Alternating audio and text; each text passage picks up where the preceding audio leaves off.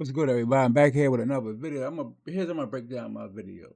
You always see the comparisons between Superman, Homelander, all these other various Superman, but it only could be one Superman, right? And so, they always try to compare who will win. It doesn't matter. So I'm gonna read you what something that James Gunn said, right? Hold on. Let me get. He says, this is what he says. I wanted Superman to be vulnerable. I see the online things. Who would be whom? Homelander or Superman or who freaking whatever, right? Adam Warlock or Brightburn. And I'm like, this is the freaking stupidest effing conversation. Yes, it doesn't matter because you could just make someone like God made. That's what he says. Like so. Then whatever will win the fight means they're the best. That question mark, right? Because I could just go out and write God Man and who could destroy with a wing and win. So like I said, so it's not about that. It's always going out, making a character that's relatable, beatable, right? Where people could what you get knocked down, you get back up, and this is what type of Superman that he's doing. He's not making a planet punching Superman. He doesn't need to do that though, right? You see, that's not endearing to the fans, right? It's all about like doing good, showing hope. That's really superhero code, really, right there, though. So yeah, so basically, he's a less powerful, but still powerful in his own right. So yeah. Oh, so I'm happy with the character Gunn's making. Is making the character more relatable. It's a being that you seen him getting. We seen Superman early trying to getting marked up and stuff like, not looking like the invulnerable person we're accustomed to necessarily seeing or being portrayed, basically, right? Which and the setting is good, right? Because we see what the setting is. Where is a lot of more metahumans on the Earth now, right? And this is with Superman than he was before when he first came. So yeah, yeah, it is a stupid. I say all the time they try to put other heroes against other, which is stupid. Really against Superman, which is stupid. Who cares? Can you who cares who will win? Can you tell a good story? Can you tell a captivating story, right? So far for the stuff that James Gunn showed in these trailers, behind the scenes, right, in the latest one, yes, people are liking it, and to the fact is, the early projections. Check this though, right?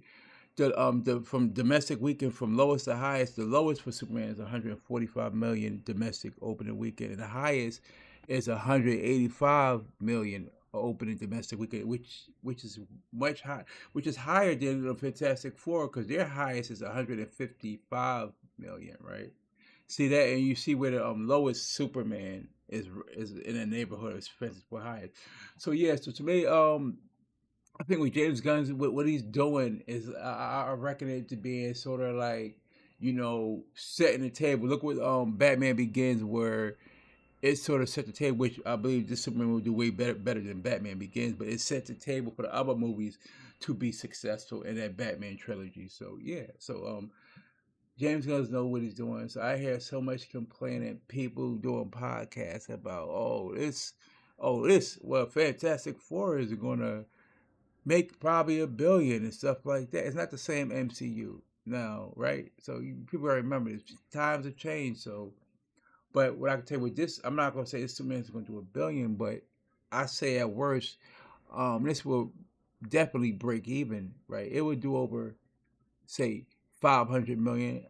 Where I say me, you ask me personally right now, I say it does 700 million, right? and it'll and it will be viewed as a success, right? We're looking at all the tracking, not from people that so-called pro Superman. So right, so we look at the tracking from the insider, right? So a lot of times when it comes with Superman, oh, take that with a grain of salt, but it's okay to take it from MCU stuff, right? Especially unproven MCU IP like the Fantastic Four, because you look at their past history, a way much more checkered past than Superman. So yeah, so I expect a big box office from Superman. From everything from the marketing, this Superman. just the Superman. It's gonna everything total, right? You combine the box office with all the marketing they spent, with which marketing also includes merchandising. That's all gonna bring growth. So this Superman will, with everything in total, right? With merchandising and a film, and with DVD sales, all that combined, it will it'll be account for over $1 billion. I'm saying it now. I've been say that everything will account for $1 billion. Maybe the box, maybe in the fittest may not gross to $1 billion, but overall, it'll account for $1 billion. And also remember that it has that Fortnite skin as well, and so everything included with it, it's going to count for $1 billion. And then in DC minds, you know what? If Superman could bring in $1 billion, right? Then that's a sign of success. Regardless, it comes $1 billion straight from the movies, but things associated with the movie brings $1 billion. Yeah, okay, that's a success, and that's just only going to make things even easier for when Supergirl releases next year, and all the other projects, and also they're working on Batman and Wonder Woman. They're getting that stuff together though, but we'll see what happens in the movie space. I just want to get my take. It's a lot of It's not also hold up. I will have to mention this. These so-called Snyder Bros, or the so-called what Wallace Close movement, whatever. It's like sad. They're talking about to get back whatever, to spoil the film. Right.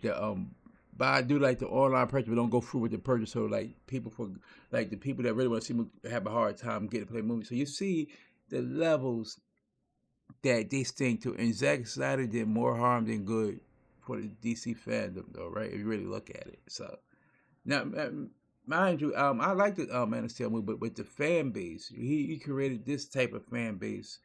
It's kind of weird, though, right? And so like people talk about going to review bomb this movie just because it's not being done by Zack Snyder. Now DC fully was moving on from Zack Snyder. It had nothing to do with Gunn. They was already going to move on and stuff like that. So yeah, so that's that though. So that's kind of sad, right? Because and these same people could call themselves DC fans. Hey, anything from DC, I want to do good, right? Because I am true DC comics fan. I want anything from DC to do good. They bring out whatever, right? Mainly, basically anything from Warner Brothers, I want to do good, right? Because that's the parent company, right, of DC. They split into two companies, but that's what I want to do good. So that's crazy, you know. I always root for Superman, no matter who's making it. So that's just me.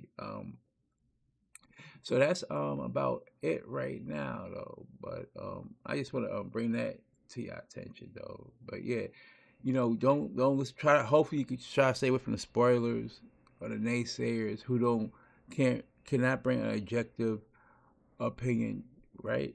Dealing with this movie. But you know what? I don't want to see the Fantastic Four fail. I just feel I just want to see Superman do better. But I don't want to see it fail.